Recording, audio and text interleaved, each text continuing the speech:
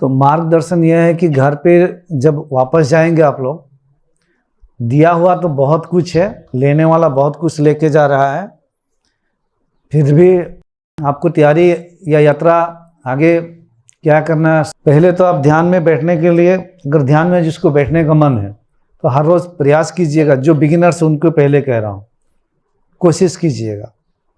अगर समय है आधा घंटा बैठने के लिए, 20 मिनट बैठने के लिए, तो जो हम प्राणायाम करवा रहे हैं ये कर लीजिए। ब्रीथिंग, टैपिंग, क्लैपिंग एक्सरसाइज भी कर लीजिए, इससे आपका शरीर भी ठीक रहेगा। और प्राणायाम कर लीजिएगा और ध्यान में कोशिश कीजिएगा बैठने के लिए। अब ध्यान में क्या करना है, तो ध्यान में आपको कुछ नहीं करना है, पहले आसन में बैठना है। आसन, सही आसन को सिद्ध कर लीजिए। आसन में बैठिए। अगर ऐसा नहीं बैठ पाएंगे तो चेयर पे बैठिए, उससे भी नहीं होगा तो लेट जाइएगा किसी भी तरह से। उसके बाद आपका ध्यान सहज भाव से कहाँ जा रहा है आप देखिए। श्वास पे जा रहा है तो श्वास के आवागमन को देखिए। आप अजपज आप नाम कहिए या कुछ भी नाम दीजिए, नाम तो नाम है, वर्ड्स है। मूल बात यह है कि श्वास के आवागमन पे आप बस साथ साथ जाइए। उसको दोस्ती होनी चाहिए, आपकी अटेंशन एंड ब्रेथ की फ्रेंडशिप होनी चाहिए। फ्रेंडशिप मतलब जो होता है ना, दो दोस्त एक साथ साथ रहना चाहते हैं, तो आपकी श्वास और ध्यान की दोस्ती होनी चाहिए। मन और श्वास की एक साथ जाए, एक साथ आए, इसमें बैठ जाइए। ये करते करते जैसे श्वास छोटा होते जाएगा, ऑटोमेटिक आप थर्ड आई पे भी केंद्रित हो जाएंगे। कभी कभी कभी वहीं पे बने रहिए, कभी श्वास पे आ जाएंगे, कभी ऑटोमेटिक आप सहस्रार पे आ जाइए।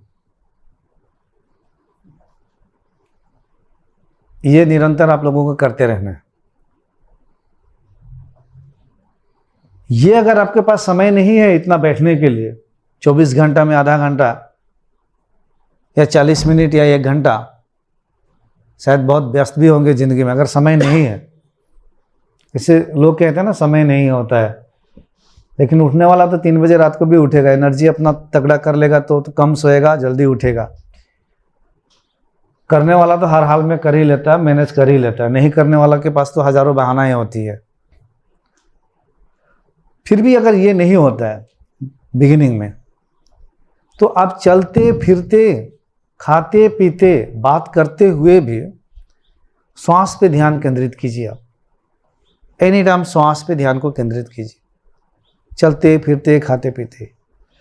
श्वास पे नहीं कर पा रहे तो पूरे अपने मन को और अंतर जगत को देखिए। जब मैं किसी से बात कर रहा हूँ तो बात कर रहा हूँ तो ये भी देखिए कि बात कौन कर रहा है और उसकी बात के असर मेरे अंदर में क्या पड़ रहा है, उससे भी देखिए अंतर्मुखी हो जाइए। श्वास पे नहीं, while टॉकिंग,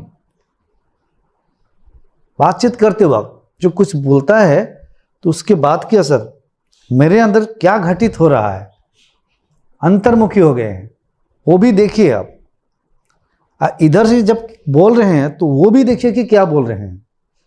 ये प्रैक्टिस हो जाएगी तो किसी को भी आप कभी भी अपने वाणी से दुख नहीं पहुंचाएंगे, क्योंकि आप पूरे अवेयर हो गए हैं एक एक शब्दों का कि मेरे यहां से भी क्या निकल के जा रहा है, और पूरी अवेयरनेस आ गई है कि उसके एक एक शब्दों का मेरे अंदर में भी क्या घटित होता है।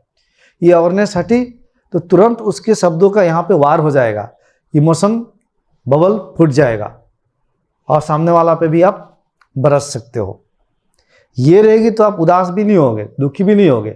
और अहंकार की निरंतर चेकिंग होती है। जैसे किसी ने तारीफ किया, आपकी पत्नी यहाँ पे आई, किसी ने बोला आपकी पत्नी तो देवी स्वरूप है, तो तुरंत अंदर जाइए और देखिए कि मेरी पत्नी को किसी ने तारीफ किया है, उसका असर मेरे अंदर क्या असर हो रहा है तो ये तो अहंकार है। तुम असली ध्यान बता रहा हूं, अवेयरनेस। किसी ने मेरे पत्नी की बुराई कर दी तो भी किसी ने, मैंने सुन लिया तो वो भी मैंने सुना तो अंदर मेरी बात गई तो उससे भी कुछ असर हो रहा है, कुछ बुरा लग रहा है, अच्छा भी लग रहा है तो अहंकार को अच्छा लग रहा है, बुरा भी लग रहा है तो भी अहंकार को ही बुरा लग रहा है।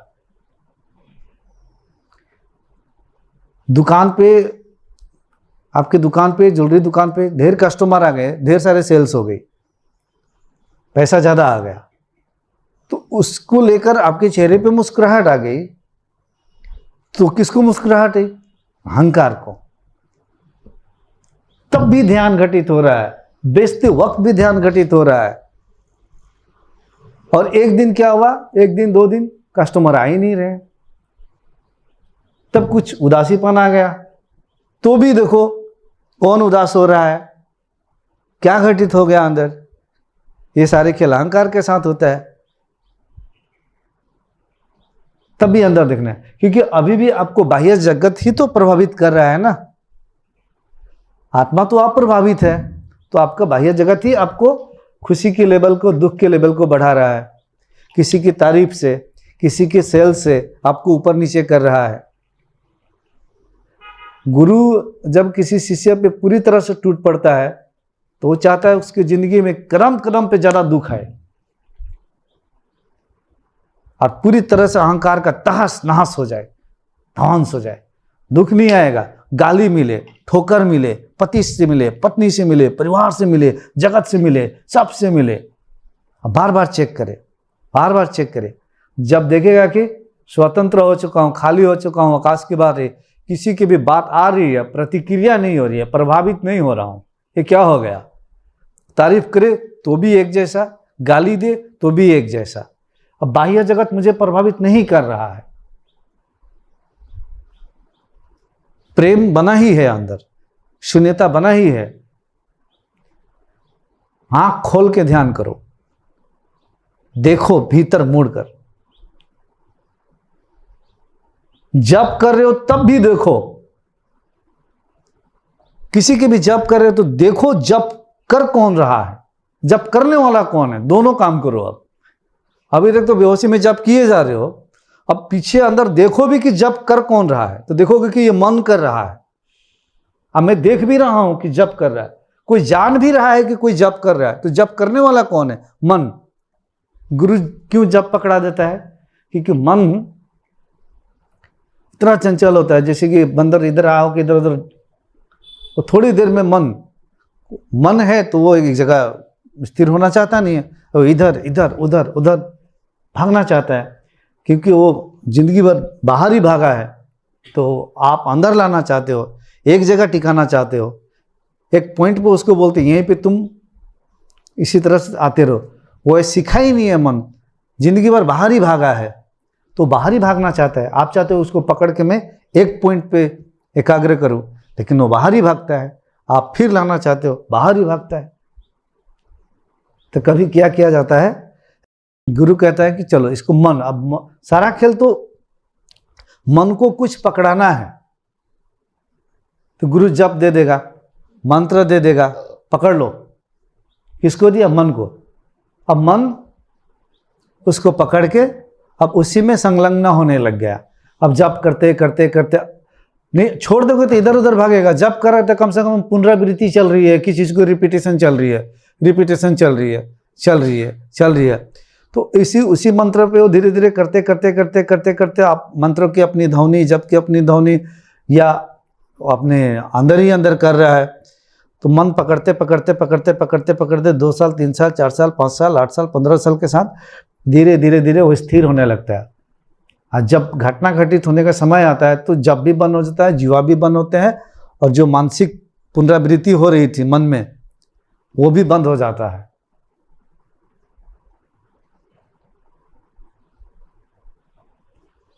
तो जब गुरु के पास जब आते हैं कोई, तो वो साफ साफ देखता है कि मंत्र जाप या कोई भी जाप कौन कर रहा है? मन ही कर रहा है। अब मन को अब मारना है। अब कम से कम कुंडलिनी अवकनिंग हो गई, ऊपर चले गए हो, अब तो मन को मारना है। अब वो चाहता है कि अब इसके छूट जाए जो पकड़ा है, क्योंकि पकड़ा रहेगा तो बचे रहेगा। फिर एक समय में पकड़ाना पड़ता है। जब पूरी तरह से एकाग्र हो गया, अब उसको छोड़ने का समय आया, तो गुरु अब वही पकड़वाया भी है और अंतिम समय में बोलता है इसको छोड़ना भी पड़ेगा, क्योंकि सहारा हमें उसी को लिया, और जिसका सहारा लिया उसको ही बाद में छोड़ना पड़ता है। तो सहारा तो दे दिया गुरु, बहुतों दिन से उसका सहारा लिया, अब कोई बोल रहा है उसको छोड़ो, तो बड़ा दुख होता है अंदर में, कैसे छूटेगी ये? तो गुरु के पास तो कुछ ना कुछ उपाय होता ही है। जैसे मैंने कहा कि जप मत छोड़ो, करते रहो, लेकिन भीतर से देखते रहो कि जप भी कौन कर रहा है, जानते रहो कि कौन जप कर रहा है। वो देखते देखते देखोगे कि ये मन कितना दिन तक जप करेगा। अपने आप अंदर से बोलेगा कोई, अब कितने दिन तक मन को पकड़ा कर रखोगे, कब तक पकड़ा कर रखोगे।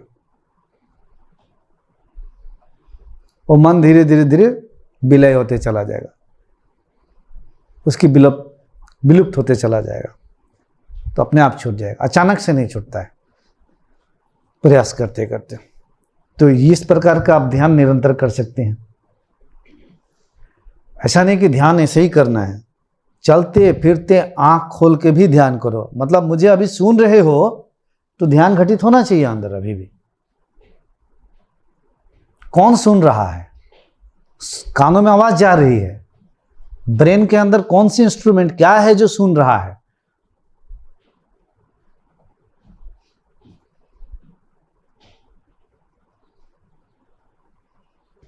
तो ये चलते फिरते आप खाते पीते ध्यान ये करना है।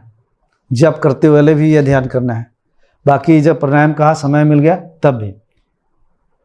अब ध्यान करना है मैं कह रहा हूं, लेकिन साथ साथ ध्यान बहुत उच्च कोटि का स्तर होता है। जिसका मन ज़्यादा कमजोर होता है, ज़्यादा चंचल होता है, तो उसको मंत्र और जप पकड़ा दो।